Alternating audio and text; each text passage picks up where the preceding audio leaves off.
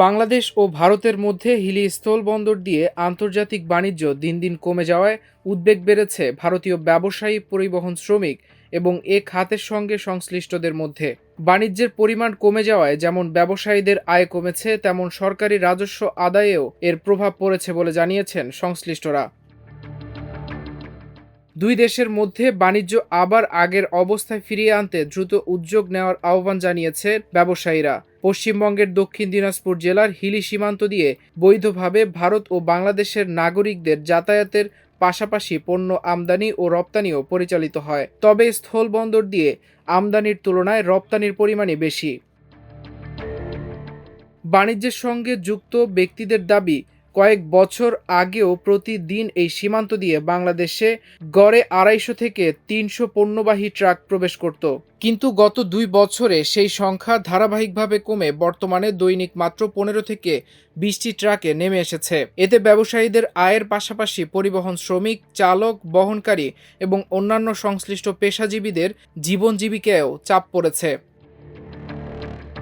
রপ্তানি বাণিজ্যের সঙ্গে যুক্ত ব্যবসায়ী ধীরাজ অধিকারীর মতে, বাংলাদেশে কিছু পণ্যের চাহিদা কমে যাওয়ায় এর একটি কারণ হলেও সীমান্তের অবকাঠামোগত সীমাবদ্ধতাও বড় সমস্যা। তিনি বলেন, আধুনিক সমন্বিত সীমান্ত পরীক্ষা কেন্দ্র নির্মাণের পরিকল্পনা বহু আগেই নেওয়া হলেও তা এখনও বাস্তবায়ন হয়নি। তার ভাষায়, সমন্বিত সীমান্ত পরীক্ষা কেন্দ্র চালু হলে পণ্য ওঠানামার কাজ আরও দ্রুত হবে।